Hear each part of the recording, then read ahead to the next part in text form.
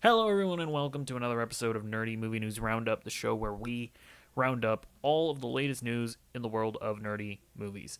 So, we got some good stories to talk about today. We got Deadpool and Wolverine updates.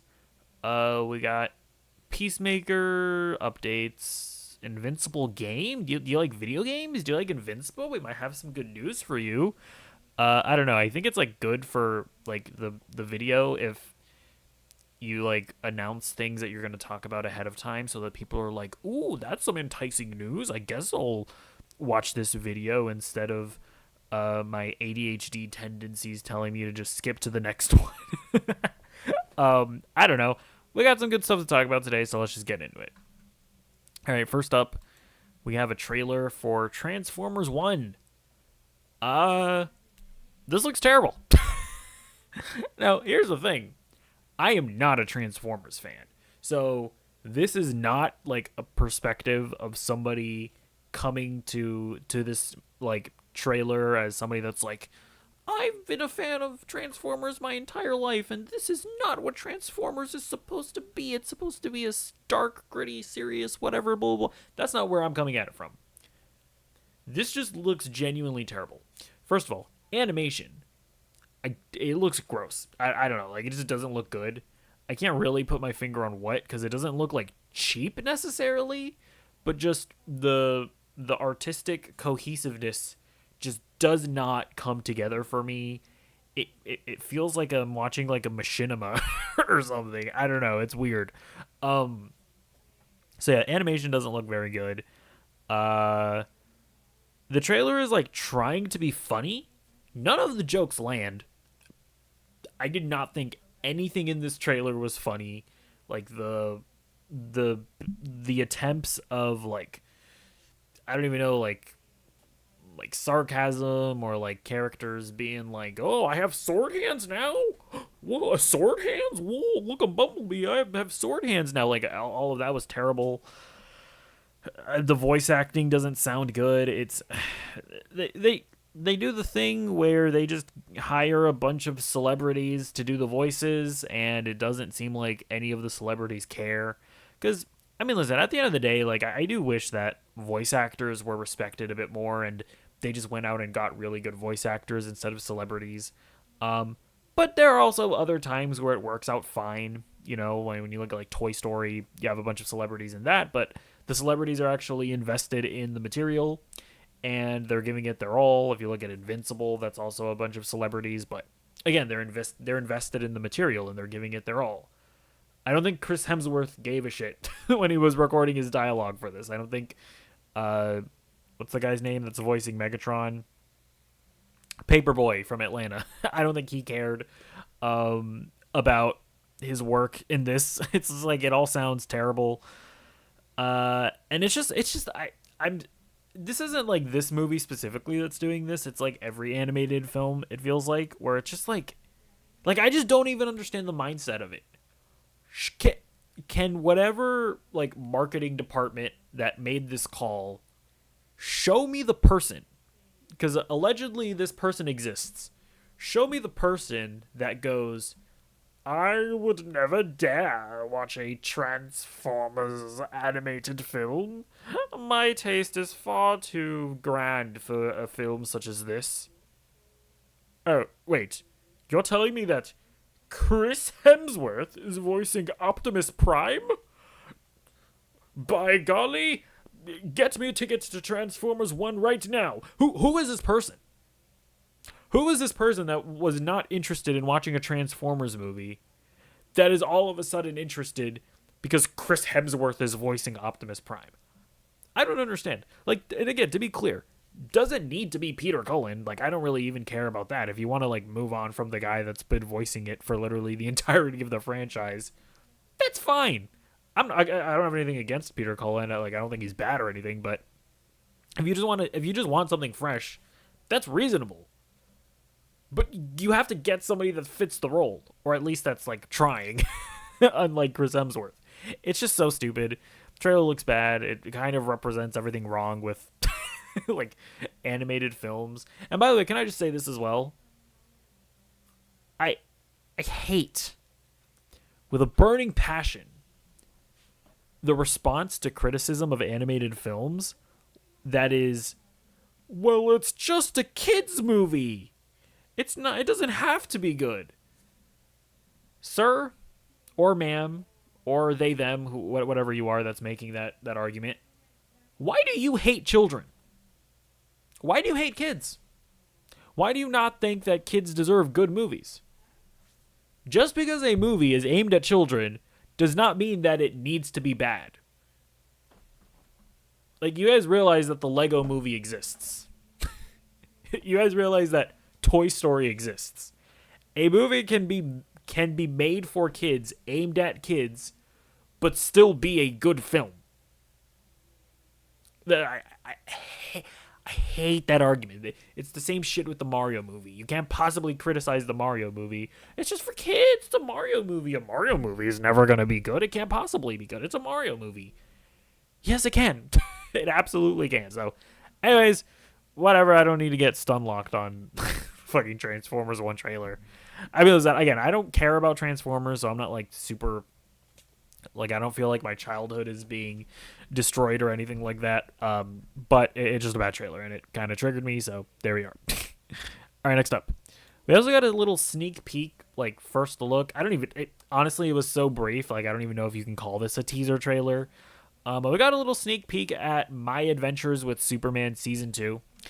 Yeah, I liked what I saw. I mean, it basically was, like, Jor-El, like, coming to Clark as, like, a vision or something, or a hologram, being like, Clark or Kal-El, somebody needs you, and it looks like it's Supergirl, that they're going to introduce Supergirl in the next season. That's kind of what it looked like they teased, but it could be something else. It was a little vague, but from what I got is that Supergirl is going to be introduced in the next season.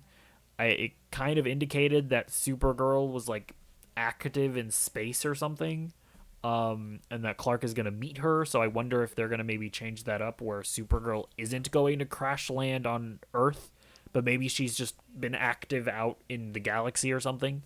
I'm interested, but yeah, they didn't show us too much, but I loved My Adventures with Superman Season 1, so I'm definitely going to be checking out the second season. So yeah, we'll see how that goes. All right, first up, let's get into the first news story of the day. And this is, well, sorry, we got we got some other information about, or we got some new information about Deadpool 3, specifically whether or not Taylor Swift is going to be in it. That being said, I don't think I actually have the right. Oh wait, no, I do. Never mind. We're just going to play the videos. Okay, what can you tell us about the movie? Is Taylor Swift Dazzler? I can't even believe that you would dare ask me a question that you know I can't answer. You know I can't. No, you can answer that. You can tell. All of America knows I can't answer that. But I will say, as I said earlier here at CinemaCon, the proliferation of rumors about who is and isn't in this movie, it's fabulous because no one will ever know the truth until July 26th. So Taylor Swift is Dazzler. That is hardly confirmed nor denied in this interview. So Taylor Swift isn't Dazzler. I'm going to literally walk out of the frame and save myself. Otherwise, Ryan's taking a hit on me. So Taylor Swift was around and hung out a lot. You were singing, and was Travis Kelce on the set with you guys too? All that's known is I went to a football game, and those hours were well documented, and that's all I'm going to say. But by going to a football game, you understand what you did, right? You understand. You knew what you were doing when you showed up at that game. Well, I definitely know that we're here months later in matching blue suits talking about a subject that was probably sparked by that night. And what can I say? I think intrigue is fun.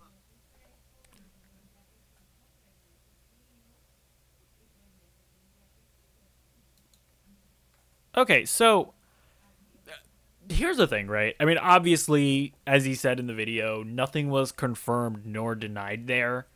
And I was going to kind of not really pay too much attention to this. But at the end there, I don't know, like, at the end there, I feel like he laid it on a bit thick when he was like, that event was very mysterious and I like intrigue. I'm like, could that, like, again, this video is not confirmation or denial, as he said. But I think after watching this and just the way that he was acting, I think I'm officially in the camp of I do think that Taylor Swift is going to be in Deadpool 3, and I do think that she's going to play Dazzler. That's what I think. I don't necessarily think that she's going to have like a massive role in the movie. I think she'll probably only be like in a scene where Dazzler's just there. I think it would be hilarious if she like has like a brutal death or something, just because it would be funny. Not because not to be clear, not because I wish any ill will towards Taylor Swift or anything like that. It's just it's the same as like it was funny when Brad Pitt just showed up for 5 seconds and died. To be clear. So yeah, I don't know. I think I'm at the point where I think she's gonna be in the movie. We'll see. Will we have to watch Deadpool 3 with a bunch of 12-year-old girls? Jury's out if their parents are gonna take them. But yeah, we'll see. We also have another thing about Deadpool 3, which I think is interesting. See, and this I think may end up being the special sauce.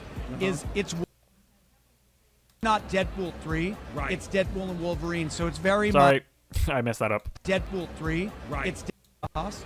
It's Wolverine and Deadpool. This is not Deadpool 3, right? It's Deadpool and Wolverine, so it's very much a two-hander character-based movie. It's action-packed. It's freaking funny, but it's about these two characters, these icons that we've waited over a decade or two to see together. Yeah, so he also provides another update there, basically saying that this is not Deadpool 3. This is Deadpool and Wolverine. So he's basically indicating that this is going to be just as much of a Wolverine film as it is a Deadpool movie, which could be and could end up being like a semantic argument where it's like it's fucking Deadpool 3. It's a fucking Deadpool movie. Let's not kid ourselves here. Or maybe we are going to see a lot more of Hugh Jackman's Wolverine than we maybe would have expected, where it may be more of a substantive send-off to the character, right? Because one of the interesting things is that they're kind of, stepping on Logan's shoes, where that was supposed to be the official send-off for the character. So, I don't know. It is interesting that he's insisting that it's not Deadpool 3 and that it is also just as much of a Wolverine movie. I mean, it's also one of those things where it's also probably in a way like Marvel Studios wanting to differentiate themselves from the previous regimes, right? Where like it's not Deadpool 3, it's Deadpool and Wolverine. It's not Daredevil season 4, it's Daredevil Born Again, even though it's basically, at least right now, it is basically going to be Daredevil Season 4. So, this could honestly just be a game of semantics for the sake of, not wanting to pay people more because, when you do sequels and consequenting seasons, you end up, having to pay, like, your staff more. And apparently that's also a factor with the Daredevil thing, which we don't need to get into right now, but yeah, it's just interesting stuff, honestly. We don't have any confirmed, really, things about Deadpool 3, but interesting stuff to chew on. Let me know what you think about any of that in the comments down below. All right, next up, Peacemaker Season 2 is officially filming. So James Gunn posted on Threads, Day 1, Season 2, and he took like a selfie off the back of Peacemaker's helmet. Isn't that cute? Also, James Gunn is constantly posting this like little emoji of like a mermaid.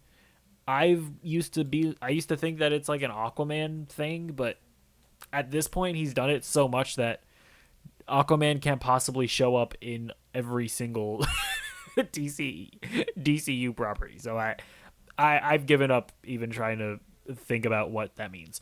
Yeah, Peacemaker Season 2 is officially filming. I'm not sure is James Gunn directing any of these episodes? Like, did he have to leave the Superman Legacy set to direct a couple episodes of Peacemaker? Because obviously he's not directing the whole season.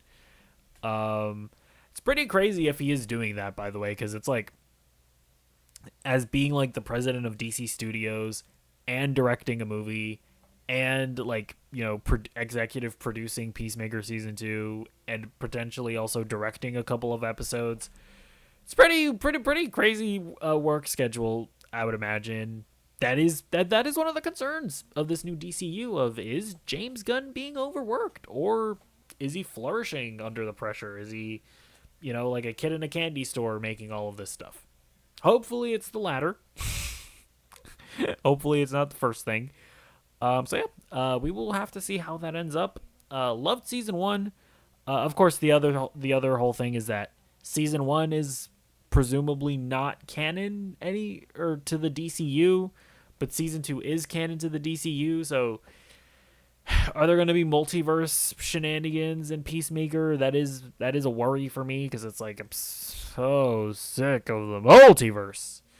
But I trust James Gunn. He's yet to make a movie, at least that I've seen, that I dislike. So, I am in for, as of right now, I am in for whatever James Gunn does, and that of course includes, Creature Commandos and Superman Legacy and Peacemaker. I have to be optimistic about these projects, just because James Gunn is involved. That's just where I'm at with the guy. Maybe he starts making a bunch of projects that I dislike. So we'll have to wait and see. All right, next season, or not, next story. We have an Invincible game officially in development. So this is a post on Republic, which is the platform, which we'll talk about in a second. And then this is from Skybound themselves, the developers of the game. So it says, most crowd-funded video games are centered around indie games, and retail investors rarely... What the hell? Okay. Most crowd-funded video games are centered around indie games, and retail investors rarely have the opportunity to get in on the ground floor of AAA game publishers. Skybound is developing a highly produced, high-octane bloodbath that is anything but indie. Our bona fide global hit IP Invincible is at the center, and we've handpicked our own team consisting of more than 30 gaming industry veterans to make it happen. So, if you just type in like Invincible game, I think on Google it'll probably show up. I'm just gonna test it in real time. Invincible game. Okay, you might want to type in Invincible game Republic.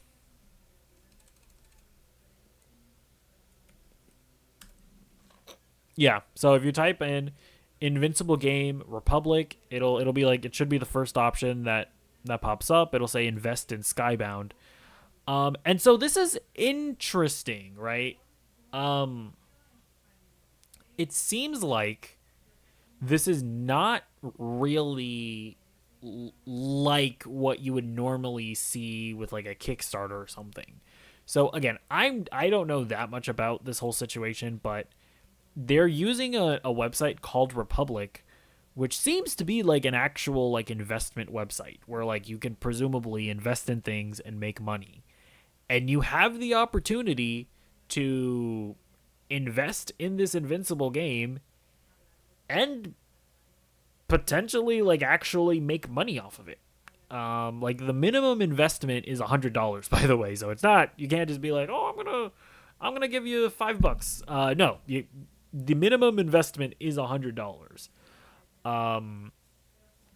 So yeah, I this is weird. So Skybound is like, they're not Disney, but it's like Robert Kirkman's company, which makes a bunch of content surrounding the IP that he's created, like The Walking Dead and Invincible. I believe like Skybound is a company, I think they actually make the Invincible show. Like I think their animation studio makes it. And I think they've made some like other smaller games. Like I think they've made like a Walking Dead mobile game. I think also like when Telltale went under, they like finished development on the last season of the Telltale Walking Dead game. But this seems to be like by far, at least in terms of gaming, right? Because they're obviously making the Invincible series. this AAA Invincible game seems to be the most ambitious game that they've ever made. And I just don't know what to think of it yet. Like, I obviously want to be excited for an Invincible game. You know, Warner Brothers is they refuse to make a Superman game, which I've understood, because to make a Superman game seems like a really hard task, because like when I look at the Batman games, I'm like, those are like the ultimate Batman fantasies, right? Of being able to be Batman, and those games are designed around making you feel like Batman. If you're gonna make a Superman game, you would ideally want to emulate that formula of making the ultimate Superman fantasy, the game that makes you feel like Superman. The problem is that Superman is an all-powerful character, and it's like, you could do stuff like, hey, like thugs can just shoot Superman and his health is going to go down. But it doesn't really feel like Superman at that point. Like, you could have like a thing where it's like, oh, Lex Luthor hit Superman with a red kryptonite gun, and it depowered Superman, and then as you play through the game, you can unlock more of Superman's powers. Like, you can do something like that, but is that really a Superman game at that point? Is that really the ultimate Superman experience? I don't know that it is. But, like, I mean, I've always also said, it was like, but fuck it, just do it. Like, who cares? You know? And Invincible is kind of a similar situation, where it's like, how do you... Like, obviously, Invincible is constantly getting beaten up in the game, or in the show. So, I mean, there is more precedence for Invincible. But it's like, when you're making a game, it's like you have to constantly be having combat encounters. And, like I don't know, but also the other thing is that this isn't necessarily going to be an open world game as well. They could be making like a linear game where you very much can curate those experiences and those combat encounters in a much more reasonable way than you would in like an open world game where you have to have a bunch of different activities out in the open world. So it's an interesting prospect. I would say I'm cautiously optimistic at the moment, because Robert Kirkman, he owns Skybound. He's going to be intimately involved with this game. So it's not like, you know, it's not like EA is making an Invincible game where it's so like, I feel like there's very little chance that this is going to end up being like or like microtransaction laden. Like, I just don't think that there's really much danger of that happening, but you know, we just kind of have to wait and see what they end up doing with this. So yeah, we will see. All right, next up, I kind of wanted to talk about Deadboy Detectives. So this is a well, I guess I should say, Deadboy Detectives is an upcoming like Netflix series. Basically, it's based on a comic book. And it's about these two ghosts, I believe, that I guess are like corporeal of some kind or something, and they're like solving mysteries, and they're like ghost children or something. And I knew that it was based on a comic book by Neil Gaiman, but apparently now I'm learning this, or like I think I knew that it was going to be connected to the Sandman or in some way, or like it was going to be like in the same universe, but it seems like it's going to be very like, it's going to directly tie into it, because this is coming from Screen Rant. One of the showrunners had this to say. But the thing is that it needs to be specific. We specifically have Death in the pilot because Death is the character that's driving our story, even when she doesn't appear, because the boys are hiding from her. And later in the season, we have some other appearances that are timed specifically to what our characters are going through. So, Death from the Sandman is going to straight up be in Deadboy Detectives. And not just that, the driving plot of the show is apparently going to be that they're hiding from her, which would make sense. I guess they're ghosts, and Death is going to like send them to the afterlife or something. So yeah, I mean, I'm going to be honest, that like made my excitement jump way up from what it was before. So it's like, I went from being in a position where it's like, yeah, I'll probably check this out just because I talk about comic book stuff on this channel, to, oh yeah, no, I'm definitely watching this now. So yeah, we'll see. Hopefully this is good. I mean, if you watch the trailer, it looks much different, I'll say, than than Sandman in tone. Like, it seems a lot more like YA orientated. So, well, which isn't necessarily bad, right? Like we were talking about with Transformers 1, just because you make something for kids or just because you make something for young adults doesn't mean that it shouldn't be good. You know what I mean? So yeah, hopefully this has the same level of excellence as the Sandman. But we'll see if that ends up being the case. All right, let's talk about Superman. Not Superman Legacy, just Superman. So we have some Jonathan Kent casting. This is coming from The Wrap. James Gunn's Superman has cast veteran actor Pruitt Taylor Vince as Jonathan Kent, aka Pa Kent. The Wrap has learned exclusively. So I don't really know who this guy is. I'm not gonna lie. I'm not really familiar with this guy. But I would assume that he is a good actor. And what I can say is that he looks like a guy, which I think is cool. You know, when we look at the casting choices that James Gunn has made for Superman, he hasn't really been going for A-list actors. You know, we also, I'll just bring this up as well. We also have Ma Kent casting. It's this lady. This is also coming from The Wrap. Neva Howell has been cast as Martha Kent, aka Ma Kent, in James Gunn's Superman. The Wrap has exclusively learned. So yeah, I mean, the most thing that I can say about these castings are that I assume that they're good actors, and I like that they just look like regular people. They look like a regular couple from Kansas.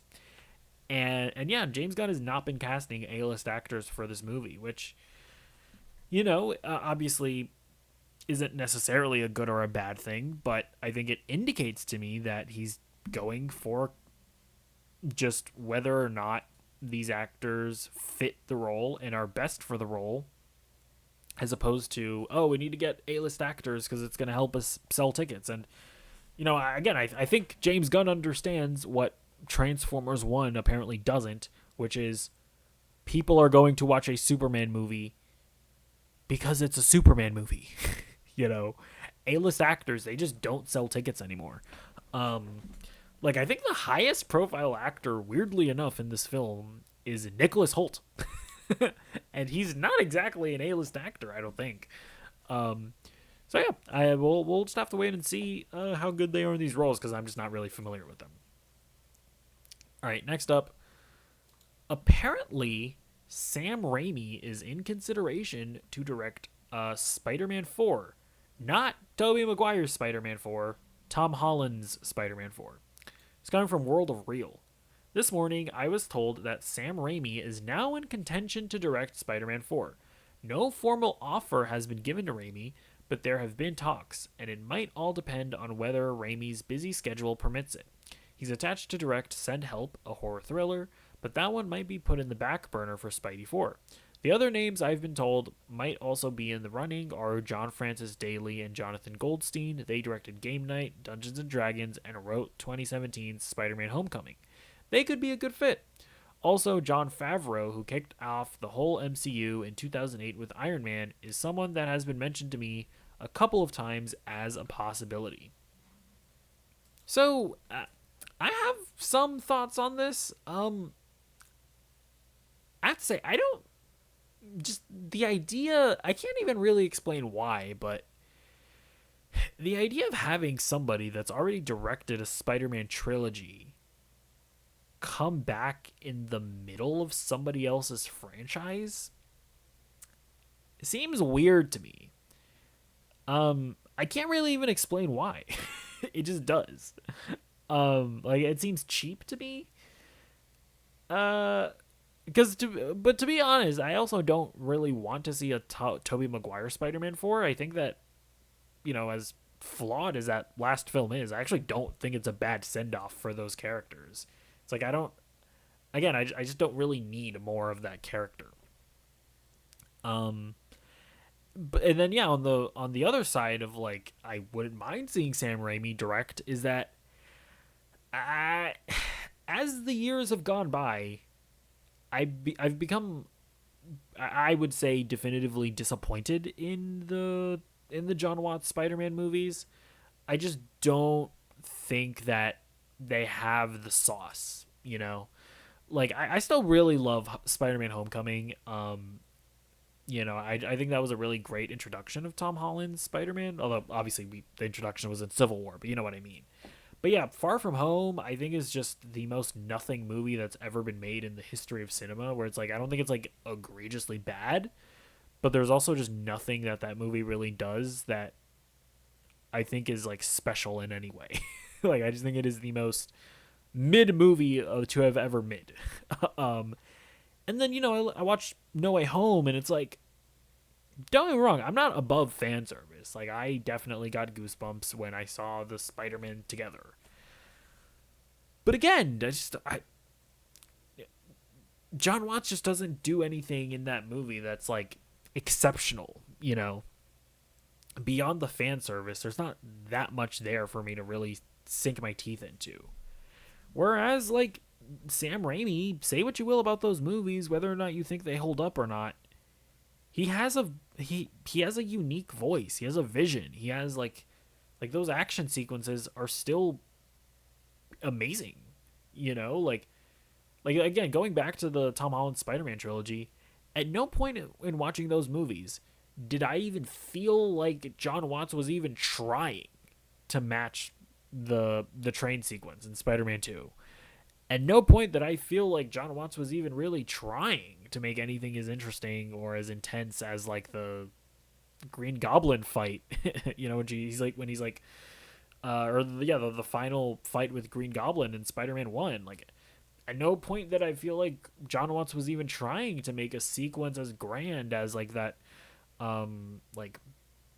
That sequence where like the building is crumbling in Spider-Man 3 and Gwen Stacy is falling and Spider-Man is like maneuvering through the rubble as it's falling down. Like I just, John Watts, I never felt like he was even trying to make anything as interesting as those sequences. And so it's like, yeah, like I don't think it necessarily has to be Sam Raimi, but it's like they need to get somebody with sauce, that can do something interesting with Tom Holland's Spider-Man.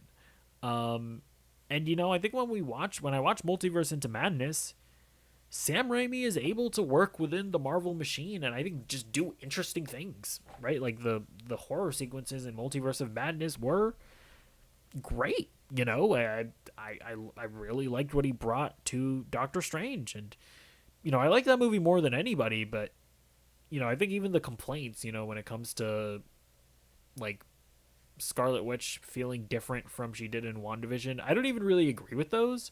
But even still, those are all like, I feel like those really more so come down to script issues than it does with direction. So it's like, I don't know.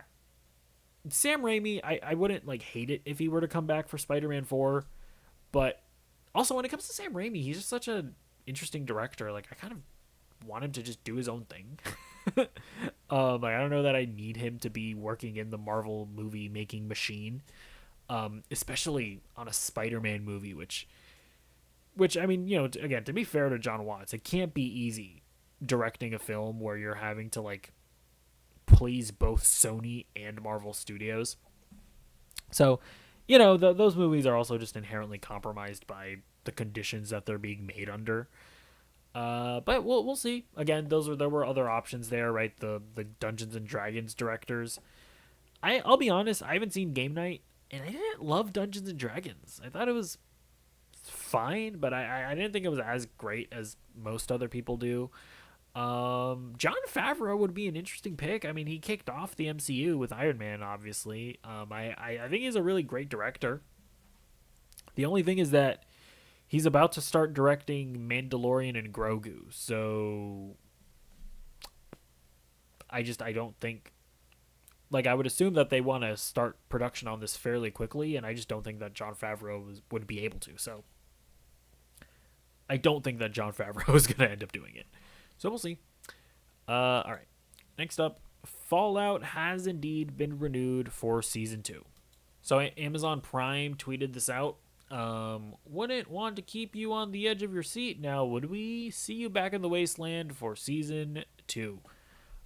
This isn't surprising. I think Fallout has. I mean, I haven't seen numbers or anything, but every time I go on Amazon Prime, it's #1 on Amazon Prime. So clearly, it's been pretty successful, right? They like overtook Invincible season 2, and what's that movie called? The Jake Gyllenhaal Conor McGregor movie.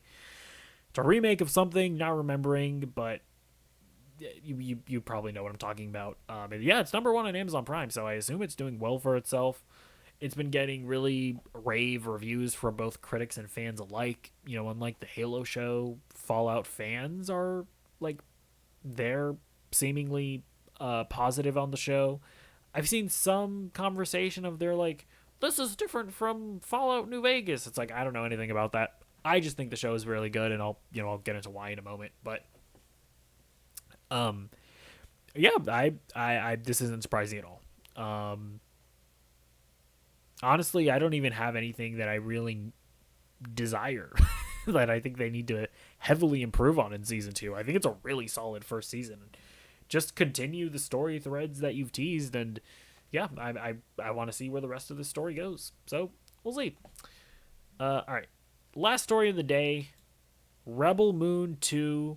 I think it's called The Scargiver. You want to know where I got these scars? Somebody gave them to me. I've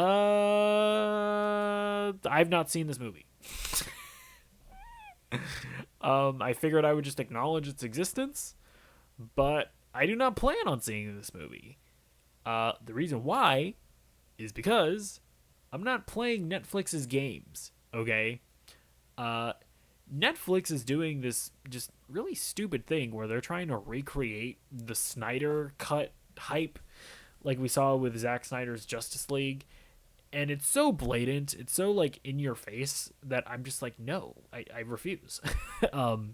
So yeah, basically what they've done is Zack Snyder has directed 2 versions of each of these movies simultaneously. He directed a cucked PG-13 version that, they're out now. And then at some point down the line, they're going to release the Snyder Cuts of Rebel Moon, Part 1, and I assume Part 2 after that. Where it's like, this is R-rated. This is Zack Snyder's true vision. Watch the director's cut. And it's just like, just put out the director's cut. It's like, the reason why people wanted the Snyder Cut of Justice League is because Warner Brothers, like, messed with Zack Snyder's vision in order to make, like, what they believed would be a more successful theatrical version of Justice League. And yeah, at that point, people are going to demand another cut of the movie because they want to see the Snyder Cut. That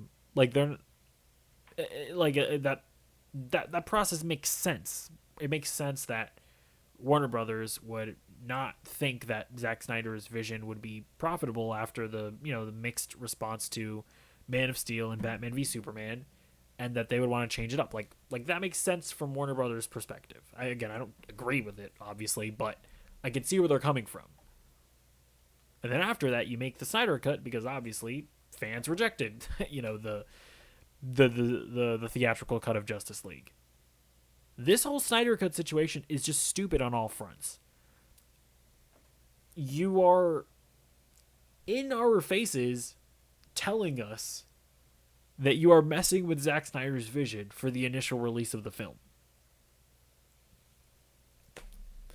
And then you're also telling us that simultaneously, don't worry, you're still going to get the other vision. It's just going to come later. We're going to double dip on Zack Snyder. And it's just so blatant that I'm just like, no, I'm not going to watch the fake movie that's out right now. I'll just wait to watch Zack Snyder's movie whenever that comes out. I don't need to watch the cucked PG-13 studio mandated cut. I don't know. And so I'm resisting. Okay. And by the way, I am so disappointed in the crazy Zack Snyder fanboys that rallied to get the Zack Snyder cut of Justice League, Netflix is doing the exact same thing to Zack Snyder that Warner Brothers did. This is arguably worse. This is like arguably more insulting to Zack Snyder. The fact that these people are like rallying behind Netflix, being like, "Yeah, you guys are doing such a great job. You guys are supporting Zack Snyder." It's like, not really. Like, what? They're messing with his vision, just like Warner Brothers did. They are putting out an inferior product, allegedly. Again, we haven't seen the Snyder cuts of Rebel Moon. Maybe they're worse, but they're putting out like these like shitty versions, according to the critics and even audiences. Actually, I'll show this image now. This is the Rotten Tomatoes. This is a 16% critic score and a 42% audience score. This is for the sequel. So it's like they're putting out inferior versions, having people dunk on Zack Snyder when it's not even the movie that he really made. It's so stupid. It's so unbelievably stupid. Not participating in the Netflix shenanigans. I'll wait patiently. Okay? So, anyways, let me know what you thought of Rebel Moon if you've seen it. Alright. Now let's get into what I've been watching. So, I finished Fallout Season 1. And, yeah, man, this show is super solid. I think the one thing that kind of took me aback was how good this show is at establishing a mystery and getting me invested in the mystery, because the really like sort of through line of the show is following these characters and them sort of discovering how the fallout happened and how it sort of relates to the characters specifically that we see. And I don't want to get too in depth on it, but yeah, it's super interesting, and like the characters themselves are very interesting. Like our three protagonists, and Maximus and Lucy and the Ghoul. Like I was super invested in them all throughout. I love the tone of the show. This like retro future situation that they have going on is just super. It's just dope. I love all the weird and wacky technology.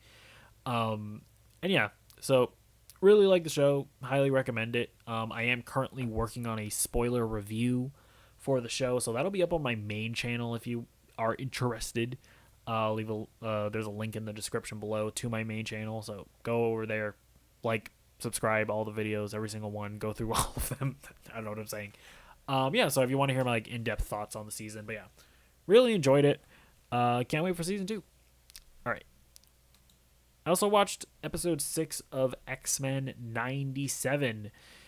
So this is the storm after the storm. I don't know what I was trying to come up with another way of saying the calm before the storm, but it doesn't really work. So there was a storm that happened in episode 5. Absolutely insane episodes, but also an incredible episode.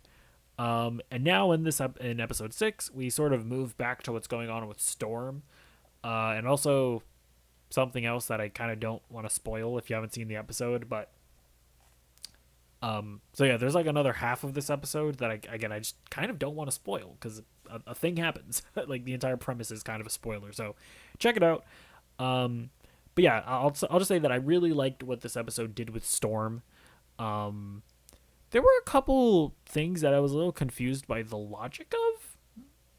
Again, I don't want to spoil it, but I was like, I don't know exactly how Storm is doing this, but then I saw some tweets from the showrunner of the show where he kind of explains it. I'll just say that Storm is trying to do something, and then she does it.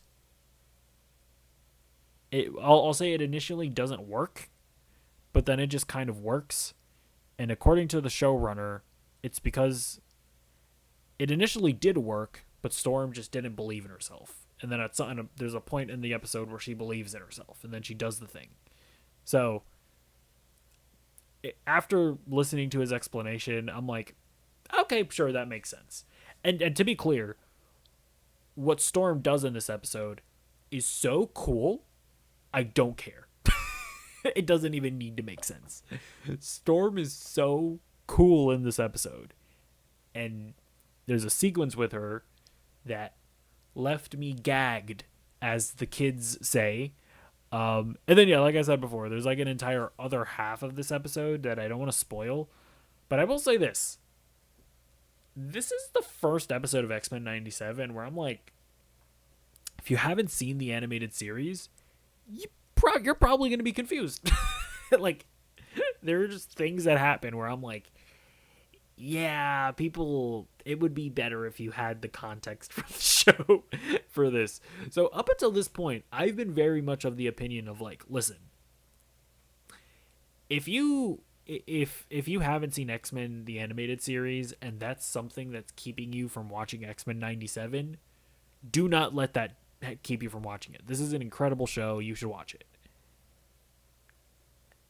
I'll say this. I still think you should watch X-Men 97 because it just is an incredible show and you shouldn't let any weird barrier keep you from entering the series. But once you get to episode 6, don't feel bad if you need to like ask people that have seen the original series to sort of explain the context. I'll just say that much.